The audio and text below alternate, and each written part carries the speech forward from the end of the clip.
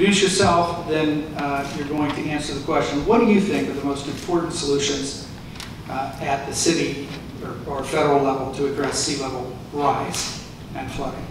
Okay, let's see. Why don't we start with Jan, come down this way, and then we can just take turns going first. Okay, well, since I know most everybody in the room, can I introduce myself? May I introduce myself by saying thank you very much for these Tidal town halls. My campaign manager and her daughter actually went to one in Fort Myers, I think about 2 weeks ago. This is great of you to do because this is a huge problem for this area. Anyway, I'm Jan Schneider, I'm a lawyer, I'm running for Congress. Our primary concern is not only the wealthy deserve to be healthy, but we are concerned with environment.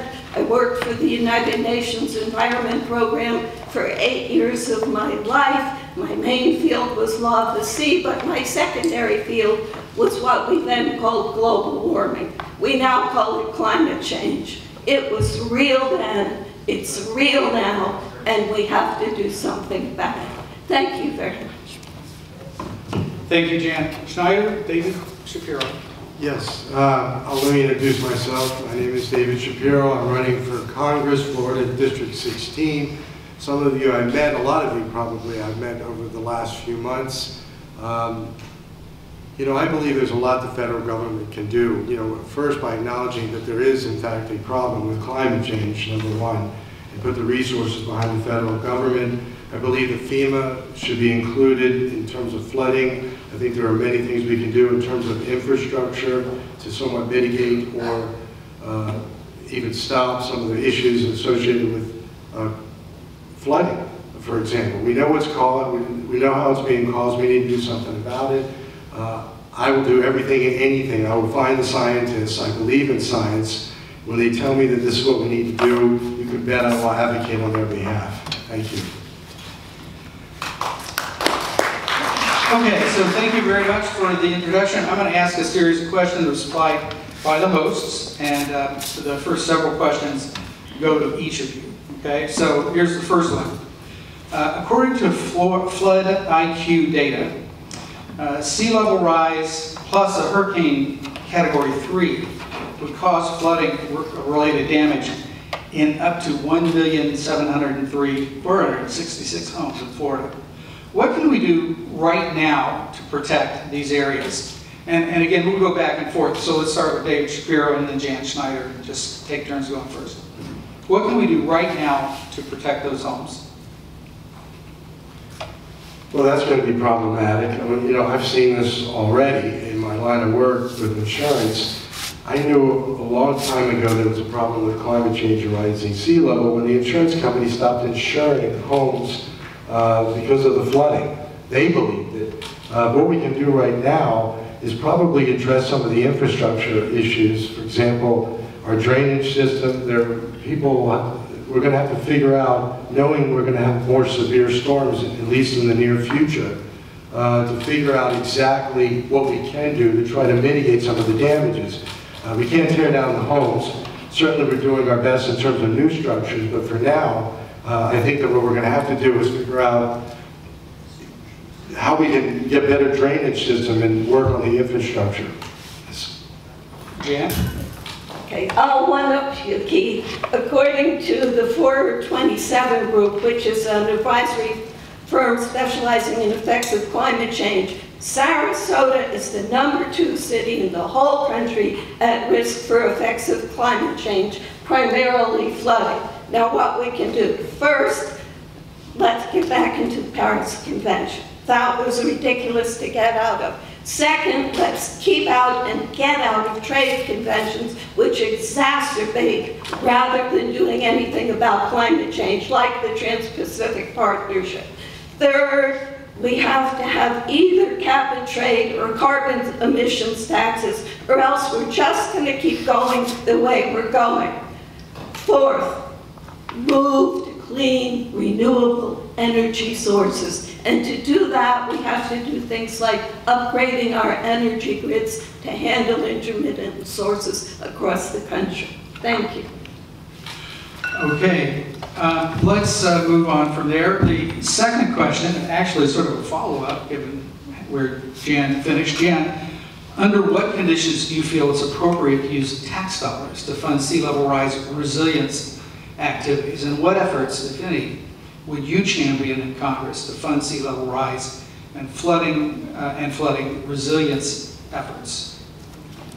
Well, of course I do. Number one, because part of funding sea level rise resilient efforts we're already doing in the form of beach renourishment. That's not only for amenities, that's to protect our coastal properties. I mean, another figure is by the end of this century, 1 in 8 Florida homes is going to be underwater if we keep going the way we're going. So we need greater research. We need to change our building codes. We need desperately not to overbuild along the shores. We need better dikes. We need, in areas where the federal government is responsible, we have really old infrastructure that needs to be upgraded. Yes, is my answer to that. Yeah, let me answer that. I think Jan addressed some of the long-term issues initially. Of course, we're going to get into the Paris Agreement. We need to start transitioning quickly and dramatically to renewable energy. That's sort of a long-term goal that's going to take a while, but for now, I think that we have to work on the infrastructure. In terms of what tax dollars I would authorize or be supportive of, anything it would take to mitigate some of the damages that are being caused by this sea level rising. It's perilous. It should be, everyone should be afraid. I know I am, and that fear, that terror is going to motivate me, and I think that once the public understands what's at risk, I truly believe they'll understand that this is a priority in our budget. Frankly, we're behind the curve. We should have been doing this a long time ago, and just like that film said, for every dollar we spend in prevention, we'll save, they said 7, I thought it was $4. Whoops, cowbell, more cowbell. Okay. It's very hard for me not to give my answer, so just have to indulge me. The majority of funding from the federal government can only be spent after an area is hit by a disaster. For example, FEMA spends less than 1% of its budget on pre-disaster mitigation, and the Stafford Act provides federal funding only after an area is hit. Would you want to change these policies to encourage more spending to mitigate pre-disaster? And if so, how? Well, yes, absolutely, it makes sense. It's like everything the federal government do. You talk about health care. It's a lot cheaper to prevent an injury or an illness than to treat it. Same with disaster mitigation. Absolutely. For example, FEMA doesn't cover flooding. So I would certainly expand FEMA to include that, number one. And number two, I think for certain, if we could spend less dollars preventing a disaster as opposed to remedial measures after, that makes perfectly good sense, and I would support that. Jan? I don't think it should be an either-or question. The role of FEMA is very different from the scientific role in monitoring and preventing climate change. Now, this administration, which denies it takes place, in fact, in Washington and in Florida, has, for example, shut down the NASA monitoring program for climate change. They don't think it exists, so we're not going to see if it exists. I'm sorry, I forget at the moment, CEMA or something like that. Anyway, they ended it. Now, there are other things. The dikes at Okeechobee, the Army Corps of Engineers is way behind. We get a big flood. We're all not only worse on red tide, we're worse on flooding. Some of our bridge, the things that uphold bridges are way out of date. So posing it as an either-or may just be an easy way out. Thank you. Okay, great. As sea levels rise and coastal Floridians are displaced from their homes, there's a potential for a large number of climate refugees to migrate to different areas of the state. How do you propose the state to prepare for this potential shift in population? Well, Keith, first of all, Each of the top 10 cities at risk for climate change, according to the 427 study, is in Florida. So we may have to migrate out of Florida or learn how to do deep sea diving. So that I think that that's going ahead. We have to protect in advance. To some extent, Miami Beach has been doing this for quite a while. Sarasota is behind, but we absolutely have to do this. Climate refugees, yes, we have refugees from hurricanes, and they're getting worse. Those climate refugees, of course, we have to protect them. In fact, one of the definitions under American law for asylum for people from other countries, and it should be from our countries, is refugees from environmental disasters, as well as wars and other things. Thank you. I'd like to reject that question right off the bat. I hope it doesn't come to that, folks. If that's the case, we're going to be refugees and have to leave our homes in the state of Florida, we're in bigger trouble than I thought. I think first we should not concede that, number one. There are things we need to do. We can transition into renewable energy. Wouldn't it not be better to just really start a green energy revolution to prevent such a horrific thing, such as actually picking up and leaving our state? So I think there are many things we can do if, in fact, we have that kind of perilous outcome. We should know about that. The people who are being affected, well, I can't even imagine that. So, for example, I think if that is the case, we need to stop it. We can have solar, we can have wind, there's plenty of renewable energy. Let's stop that from happening. Again, that's the preventative measures that we were talking about just earlier. I do want to remind people, if you have a question you'd like to have asked, put up your hand and someone will give you an index card and we can collect those. So here's the final question that you're both going to answer. Decades of plastic pollution have been building up in our oceans and on our beaches. What positions are you interested in seeing implemented to deal with these issues, or this issue? Well, I worked for 12 years on the Law of the Sea Conventions and sequels, and now they're working on plastics. But you did say we could use the end of our time, right, for previous questions. Federal measures, revive the EPA, get rid of all these regulations. Bring back all these regulations that the Trump administration is killing off on environmental protection, particularly water and air. Tax policy. We've gotten rid of a lot of tax subsidies and tax incentives at various levels to get people to switch to clean, renewable energy. We have to bring those back. So I'm amending my previous answer on that. And yes, plastics are terrible, and we can each start individually by giving up straws, and so forth. Thank you. David? As far as the plastic, I think we have to just give it up. In fact, the public needs to be more aware. I mean, I know that a lot of us in this room know a little bit about it, some more than others, in terms of the problems associated with plastic. I know that we don't, well, to some extent, you always have to use plastic, but we try in every aspect to not use it. I think there has to be public awareness. That's the only thing I can think of, quite honestly. But if someone would give me a solution, or at least identify a problem that I could solve or help solve, that would be something I would do. Anything to protect the environment. Okay, do we have any questions from the audience at this point? I can wait until the end to do them because we still have some more questions. At this point, what we are going to do is I'm going to give a question to each of you, just one person.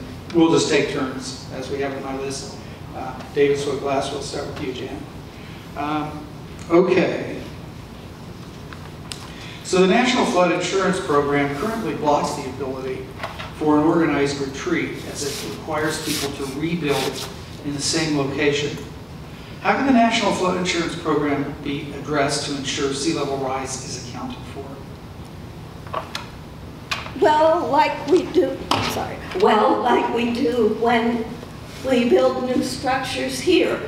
If you replace more than a certain amount of a structure, you should be required to build higher build safer for hurricanes. And flood insurance, the National Flood Insurance Program is great, but we have to expand it. We have to redefine the flood areas, flood zones, I think they're called, because there's a disincentive too. They're defined too narrowly, particularly in this area of Southwest Florida. I'm not sure, but I think South Florida as well. And I apologize for my voice. We were at an outside event, and I couldn't find any water. Thank you. Okay, David, this one. Low-income residences are frequently disproportionately impacted by hurricanes. How can Congress address recovery assistance to low-income residents? Again, I think we'd have to, as far as federal government, we have to expand the FEMA protections to include flooding as well. And there also has to, it also needs to be part of the of HUD and help finance the housing and urban development have to be expanded to include folks who have been the victims of flood in their disaster relief. Okay, Jan, in what ways do you believe sea level rise is related to human impact on the environment? Directly and indirectly, it's unquestionably related to climate change and sea level rise. It's also related to other human activities and overbuilding. In this area, a lot of it's related to letting runoffs go from Lake Okeechobee at weird times. We're also dumping things into the sea. The sea is unquestionably rising. And it's not just the seas. We have stronger and more frequent hurricanes, which contribute to sea level rise, which contribute to stronger and more frequent hurricanes. So we have quite a number of feedback loops that are operating here. When we dredge our ports, where and how we dredge them is also having adverse effects in some areas. Anyway, thank you. Keep listening. Okay, and to stay on schedule, we're just about finished. So a question came from the audience. We'll do that one, and I'll give you both a chance to answer this. Would you join the Bipartisan Climate Solutions Caucus? And actually, it's a twofer. Would you support a revenue-neutral fee on carbon? And David, why don't you go first? Yes, I would definitely join the bipartisan group, and I would support the revenue-neutral. The revenue-neutral fee on carbon. Yes. Okay, Dan. I'm not. The answer to the first part is absolutely yes. The answer to the second part depends on how you define revenue neutral. I do not think it has to be revenue neutral. I will support cap and trade, and I will also support a carbon tax, because what we are calling revenue neutral in today's legislation does not take account of long-term and even short-term environmental effects. So if you define revenue neutral to take into account the effects on our environment and health, yes. And by the way, cap and trade and carbon emissions taxes are basically the two alternative ways I see of limiting carbon emissions. I have changed preferences as to those, but either one would be effective, but neither is exactly revenue neutral. Thank you. Now, to be respectful to the other candidates, we're actually up to the time. A question came in from the audience. I'd like to do one more, because this is a good question. Each of you respond briefly if you can, so we can move on to the program. What specifically would you do or recommend on the federal level to help us stop the dumping of toxic water out of Lake Okeechobee? David, why don't you? Well, that's been a problem for a long time. I think Governor Rick Scott has been problematic with respect to that. We need to, it's got the nutrients into Lake Okeechobee and then releasing it. Part of it has to do with the big sugar. We had the land trust. We voted for it. It was ignored.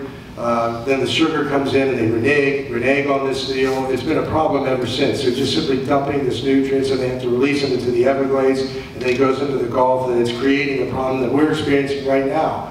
So I believe that the federal government can and absolutely must do something right now. In fact, Mr. Buchanan, although he's part of the bipartisan commission and they have allocated $8 million, he has been taking money from Big Sugar for some time, and that is one of the problems associated with technology. Okay, I already mentioned the Army Corps of Engineers is way behind on fixing the dikes. So every time we have more than usual rainfall, as a precaution so they don't break, they have to release the locks. We have to speed that up. There was money in the recent appropriations bill to speed that up. And yes, Big Sugar is a problem. We have to get rid of sugar subsidies because we are enabling Big Sugar to pollute Lake Okeechobee. But by the way, it's not only Big Sugar, it's agricultural runoff in the whole area. We also desperately need them to build the reservoir to the south so that we stop directly polluting not only the east and west coast of Florida, but we're ruining the Everglades with runoff from Lake Okeechobee. Thank you. Okay, so we're out of time for this section, so why don't we give a hand? David Shapiro.